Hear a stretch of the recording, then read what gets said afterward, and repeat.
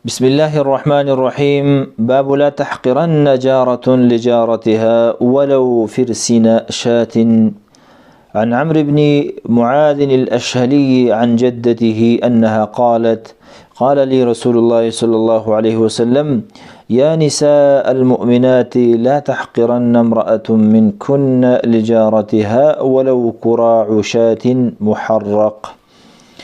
دا نه 50 باب دی چې امام بخاری رحمه الله په خپل کتاب الادب المفرد کې وضع کړی دی، او په دې کې ومنځ ته دا خبره ذکر کړي چې گاونډي ښځه دا به د خپل گاونډي چې ورته سره ولګي د هغې تحقیر به نه کوي. یعنی هر کله چې یو مؤمنه زنانه هغې ته دا پته ولګېدله چې د یو گاونډي په بل گاونډي باندې حق دی، اسلام موږ ته دا راښودلی دي چې یو بل سره احسان کوو، نونګولی دې وکړو، په هغې کې به لږ اوبه زیاتې کړي دې دپاره چې خپل گاونډي ته ورکړي. نو چا ته چې ورکړي هغه به داسې نه کوي چې لکه هغې ته سپک وګڼي او ایشه ورته معمولي ورکړي. نه، ولو که هر څونه معمولي شی تا ته درکړه ته به هغې ته په غټه سترګه باندې ګورې او شکر به ادا کوې چې الله تعالی اجر درکړي چې تا دا شی ماته راوړو په اخلاص باندې. باب دی په باره د دې کې لا تحقرن جارتون چې سپک به نه ګڼي یو ګاونډی لجارتها د خپلې ګاونډۍ دپاره ولو فرسن شاتین اگر که هغه خنګری د یو ګړې بزې وي. یعنې دا عرف کې ډېر معمولي شی دی، د یو مال د دې خنګری د له راوړه کاسه کې اچولی دی، پوخ کړی دی، او بیا حدیث کې اوس راځي چې محرق چې هغه سوځل شوی بد بیا نه ګڼي. عمرو بن معاذ الاشهلي فرمایي چې دا یو لوی صحابي دی او چې عن جدته د خپلې نینې نقل کړی دی چې ما ته خپلې نې داسې ویلي دي. د ده نې نوم حوا وه، دا هم صحابیه وه، د مدینې وه. د ده نه وی چې قال لي رسول الله صلی الله علیه وسلم، ما ته رسول الله صلی الله علیه وسلم وفرمایل: یا نساء المؤمنات، د مؤمنانو زنانو، ای مؤمنانو زنانو،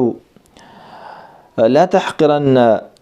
تاسو سپک مه ګڼئ، سپک دې نه ګڼي امرأة یو زنانه منکن د تاسو نه لجارتها خپل ګاونډي دپاره ولو کراع شات، ولو کو هغه کراع هغه خنګري ته ویلی شي چې دای ته په کاسه کې اچولی شاتین د ګړې بزي، او محرقون او دا سوځل شوی هم وي، ځکه هغه په اخلاص باندې راوړی یم، دا به یې وسو، دا خو نه ده چې اوس خامخا تاله د ګډ حلال کړي، دا یې وس تاله راوړو، که خورې ویې خوره، که نه یې خورې مې خوره، بل ګاونډي ته یې ورکړه، ماشومانو ته یې ورکړه، که نه تېرېدو هغه بېله خبره ده، لیکن بد یې مه ګڼه چې دا څه شی راوړو، دا بېرته واپس کړه، زموږ ورته ضرورت نشته دی، دا دی وغه دی. یو ګوره هغه حالت چې پوه شي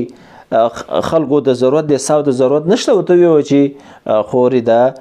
بل ګاونډي کره ویسه، زموږ فی الحال ورته ضرورت نشته، او زموږ پلانکي ګاونډي چې کوم دی هغه په مشکل کې دی، د هغه لږه ده هغې ته یې ورکړه، دې ته ایثار بیا ویلی شي، دا د صحابو صفتو په دغه انداز باندې دا صحیح دی، لیکن په دې وجه بیا نه واپس کړی چې لکه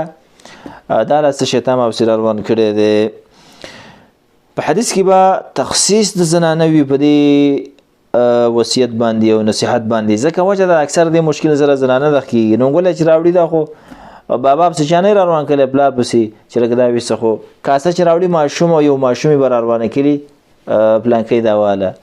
داسې پلانکۍ به دا نه کوي چې دې له لته ورکړي او ته بېرته واپس کړي. دا ګوره د نبي صلی الله علیه وسلم دقت په هره مسله کې، ځکه دا هرې خبرې د وحي نه کوي، وما ينطق عن الهوى ان هو الا وحي یوحى. د دلته خاص کول د زنانو غټ حکمت هم پکې دا دی چې دا مسلې اکثر زنانو سره کېږي. همدغه رنګې حدیث کې به فایده هم دغه وي چې کومه ظاهره ده چې باید د ګاونډي سره احسان سړی وکړي، ولو که لږ هم وي، لږ شی دې وس کېږي هم ویې که. عن ابي هريره قال النبي صلى الله عليه وسلم: يا نساء المسلمات، يا نساء المسلمات لا تحقرن جارة لجارتها ولو فرسن شاة. اے مؤمناتو مسلمانانو زنانو، اے مسلمانانو زنانو، بد مګنئ، بد دې نه ګڼي جارتون یو ګاونډی د خپلې ګاونډۍ دپاره ولو فرسن شاتین، ولو کو خنګرې د ګړې وبزې وي. دا مغسی تقریبا حدیث دی لیکن دا د ابو هريره رضی الله عنه نه نقل له او هغه د عمرو ابن معاذ او د خپل نه بل دا چې دی کې دوه ځله تکرار دی یعنی یعنی ډیر تاکید دی پکې یو ځل आवाज کوي تنبیه ور کوي او دوه ځلې نو د دې وجنه دا دلته ذکر کړی دی نو حدیث کې به دا اشاره وی چې سړی به هدیه گاونډي ته ورلیږي ولو که قلیل او کم وي باب شکایت الجاری دا شپږم نمبر باب دی امام بخاری رحمه الله وذکر دی باب د عبارت د شکایت د گاونډي کې چې گاونډي شکایت وکي اوس یو سړی د پدې گاونډي واخوتلې چې بس ضرري دی ضرر رسید ته هر ورځ بس مشکلاتي ماشومان سره استا جنگي چرګان د ستا په تکلیف کې دي مالونه د ستا په تکلیف کې دي ته په تکلیف کې لار دې په تکلیف کې دا نسوکه اوس هر وخت د هر چا نه خطو سو د سینې شي کولای چې خپل بسره بار کې او روان شي بسره روانه او بشا کې او د کتاب کور جوړ کړي دي کور چیرته بل پیدا کولای شي د الله پیغمبر بل یو حل ذکر کړی دا په حدیث کې د کې بیانې 93 نمبر روایت دی ابو هريره ته فرمایي قال رجل يسړي ویل یا رسول الله اذا الله پیغمبر ان لي جارا زما د پاره غونډي دی یؤذيني ما ته تکلیف را رسي فقال الله پیغمبر ته علاج خود انطلق زلالشه وافس فاخرج متاعك الى الطريق خپل سامان راو باس خپل لار د کور کالی کندولی دی راو باس په دی لار کېده فانطلق روان شو فاخرج متاعه خپل سامان راوي سفشتم الناس په لار کې خپل سامان کې خو ور مخه ته خلق را لیو راځي وتوي چې فقالوا ما شأنك ولي خير خوده څه مشکل څنګه سامان درایستل دي کډه کې تختې څه مشکل دي هغه تو ویل قال لي جار زما گاونډي چې دی یؤذيني ما ته تکلیف را رسي فذكرت ما دغه قصه بیان کړ نبی صلی الله علیه وسلم ته فقال نبی صلی الله علیه وسلم ته ویل چې انطلق لاړشه او فاخرج متاعك الى الطريق فل سامان راو باسه لارته نو ما دغه سکار وکړو دي خلکو سوکل فجعلوا شروش الداخل کې یقولون دا ویل اللهم لعنه الله دې په دې لعنت وکي اللهم اخزي الله دې وشرمي دا خیره او د څوک براتل او د پوس وکاو خیره او د دغه گاونډي پیسرش فبلغه دا قصه گاونډي ته ورسېد چې لکه گاونډي دې سامان راځل دي او دا خیره دې او تاسو د روان دي هغه واپس را له وتویل چې ارجع الى منزلي خپل کور ته واپس شه فوالله لا اوزيك وقسم بالله چې زبته تکلیف نه درسوم سبحان الله ګوره دا مې خپل علاج د چې کله تنگ له دسی وکا نو د خلکو خیری ځکه گاونډي خو ځان بهر سړی خخ کارا کوي چې خو نیک سړی مار سړی د سینه غواړي چې زبد سړی ما یو چاته ته بد اخلاقی ولا چې دونه د خفشي کو دې نه وای او نور بد اخلاقی سونه کې نو زله به نه دغش چې لکه زوس بد سړی ما چې دونه وتوي او حال لاله چې هغه بغټ ظالمي غیبت بکئی مسلمانان په جنگ چې وغیرہ یعنی دا یو فطرت دی د انسان فطرت دی چې صفت خوخی چې زه د خسړی ما نو دا چې تاسو دا خوخی چې خسړی او ځان نه خسړی کې نو د سیخنه کې نو په دی وجه باندې چې خلکو ته پته ولګي د سړی بد سړی دی نو بسو بیا تی سړی جوړیږي نو دا یو طریقه چې نبی صلی الله علیه وسلم دې خو د حدیث کې به فائدې چې سړی کله مشکل ته پیښ شي ظلم بچا باندې وشي داغه هغه حقیقت ذکر کوي دا په غیبت کې نه راځي دا غیبت نه دی ښه غیبت خو دې لپاره سړی په شخون وي او سړی په سات تیری دا خو حقیقت الحال بیان کوي چې ما داسې مشکل لري داسې دی وجنه سړی قاضي تم چلاړ شي خپل گاونډي باندې شکایت وغیرہ هغه بیانې دا غیبت کې نه حسابيږي ولو کو صورت د غیبت دی لیکن دلته دا نه حسابيږي یا په بل تعبیر سره په بعض زینو کې غیبت جائز دی من جمله دا غنه ده ام دغه رنګي حدیث کې دا به هم فائدہ وي چې هغه گاونډي ته چې هغه خپل گاونډي ته ضرر رسي او بیکار انسان دغه ته خیره کول شي د صحابه ته خیره کول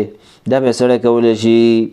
ام دغه رنګي حدیث کې به حکمت رسول الله صلی الله علیه وسلم بیان شي دونه حکیم انسانو د خپل رعیت او د ما تحت او د امت مسلې څنګه حلولي په زیاته چې ساغره غواړي او تا کړی دي کني دي کړی او په دې باندې دلیل پیش کا او په دې خپل گواه پیش کنه اخلاص د قصکار وکا د هر سنه بغیر د گوانه او بغیر د قسمونه سړی زیاته پیرا وس ام دغه رنګ حدیث کې به فائدې چې د سړی به د کمزوري سړي څه کوي امداد کوي کومک به کوي د هغه حوصله به سړی برابروي دا به نه چې ظالم سره ته ودرېږي ظالم چې د هر څوک پلار ورور ګاونډي هر څوک دغه مقابل کې به ودرېږي ظالم سره دا احسان ده چې ته هغه د ظلم نه بچ کی هغه سره دا احسان دی نو به سره د مظلوم سره ودرېږي نه د ظالمانو سره همدغه رنګ حدیث د ورپسې 94 نمبر حدیث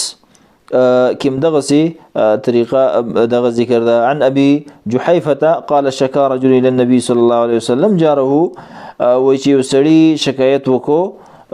نبي صلى الله عليه وسلم تدخل دقاوندينا نبي صلى الله عليه وسلم احمل متاعك تخبل دا سامان دا باركا فضعه على الطريق تدا فلا ركي كذا فمن مر به يلعنه سوچ بيدير اللعنت بفوين فجعل كل من مر به يلعنه والشروع شهر يسرع وبدي من تير اللعنت بويلن فجاء الى النبي صلى الله عليه وسلم دا النبي صلى الله عليه وسلم وتويل ما لقيت من الناس فقال دا خبره وتا ټوله وغله نو بيد الله في خبره تسويله اقول ان لعنه الله فوق لعنتهم وإذا الله نعلت في دې د پاسه دی نو سبحان الله دا لا سکه په دې حدیث کې وسردا اضافه ده الته خلکو لعنت په ویله لکه دا سره رااله چې د الله پیغمبر پلان کې دي سامان راځل د مامن لعنتونه شروع دي ټیک شو لاغه ول چې الا لعنت الله فوق لعنتهم دا لا سکه چې د خلکو لعنت پتا باندې بلکې د الله لعنت د خلکو د پاسه در باندې هم دوباره دی ثم قال الذي شكا به هغه کس ویل چې چا شکایت کړو کوفیت دا دې کافي شو دا سې الفاظ ته ویل نو سینه دې خشوه نو ګوري دې کس ویل چې دا د خلکو لعنت سکه چې د الله لعنت په د پاسه دې پتا باندې العياذ بالله دا څومره لوی خبره ده به چې دینه سره ځان وساتي جحيفه ادم اسوائي الكوفي دام دو